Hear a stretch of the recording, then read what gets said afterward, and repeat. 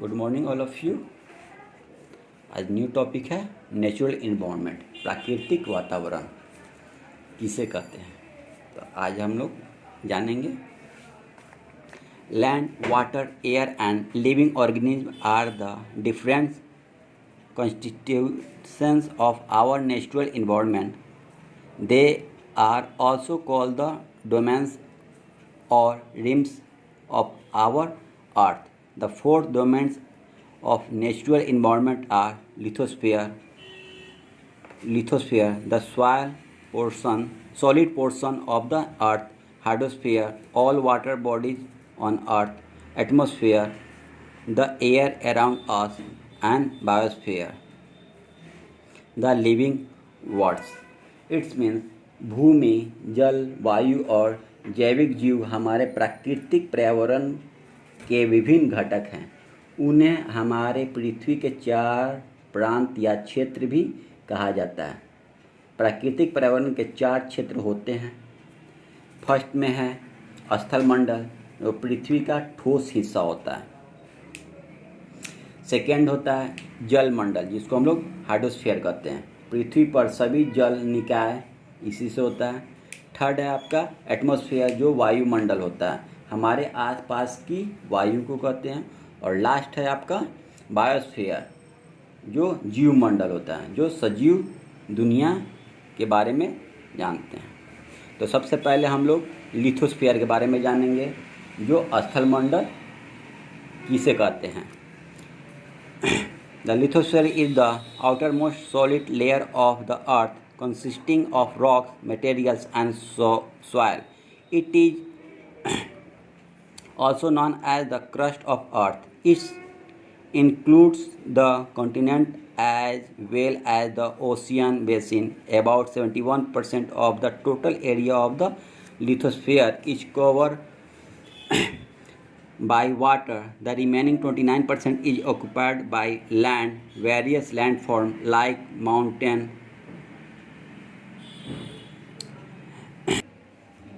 mountain, plateaus and plain are found on the lithosphere.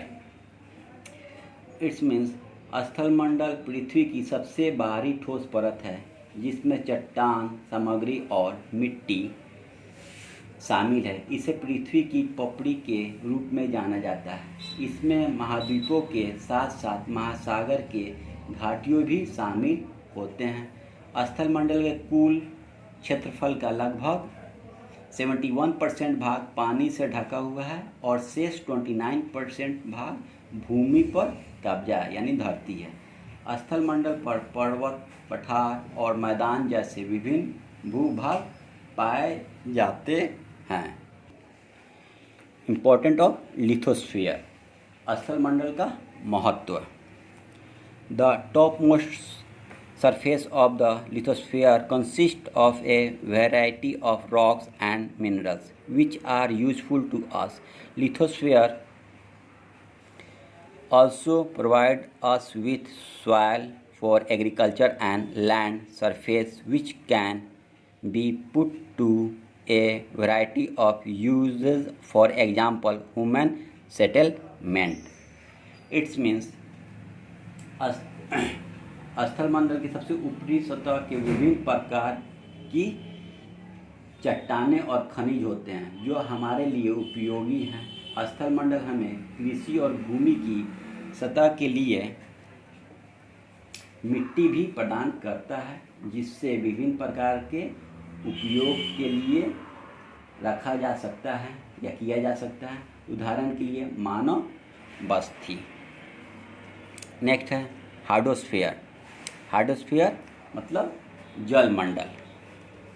The hydrosphere is the domain of water. All the water bodies such as the ocean, sea, river and lake together make up the hydrosphere.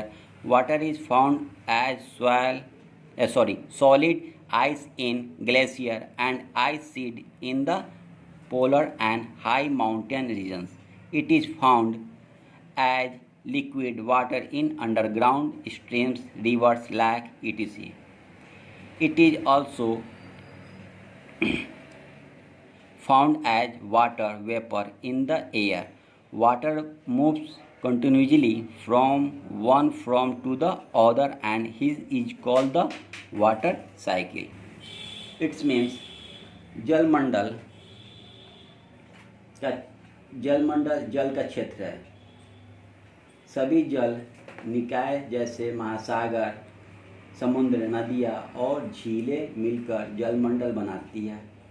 जल glacier में ठोस, बर्फ और ध्रुवीय और उच्च पर्वतीय क्षेत्रों में बर्फ की चादर के रूप में पाया जाता है। यह भूमिगत जल नदियाँ, झीलों आदि में तरल पानी के रूप में पाया जाता है। इसे हवा में जल वाष्प के रूप में भी पाया जाता है। पानी एक रूप से दूसरे रूप में निरंतर चलता रहता है और इसे ही जल चक्र कहा जाता है। इम्पोर्टेंट ऑफ हाइड्रोस्फीयर यानी जलमंडल का महत्व। Water support all form of life on earth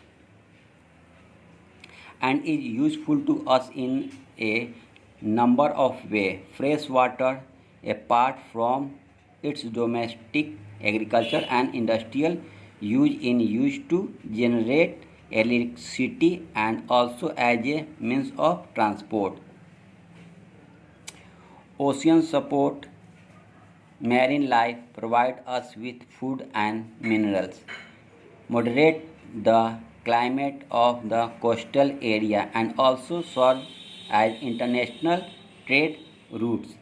It means जलमंडल पृथ्वी पर जीवन के सभी रूपों का समर्थन करता है और कई मायनों में हमारे लिए उपयोगी है। ताज़े पानी इसके घरेलू कृषि और औद्योगिक उपयोग के अलावा बिजली उत्पन्न करने के लिए और परिवहन के साधन के रूप में भी उपयोग किया जाता है।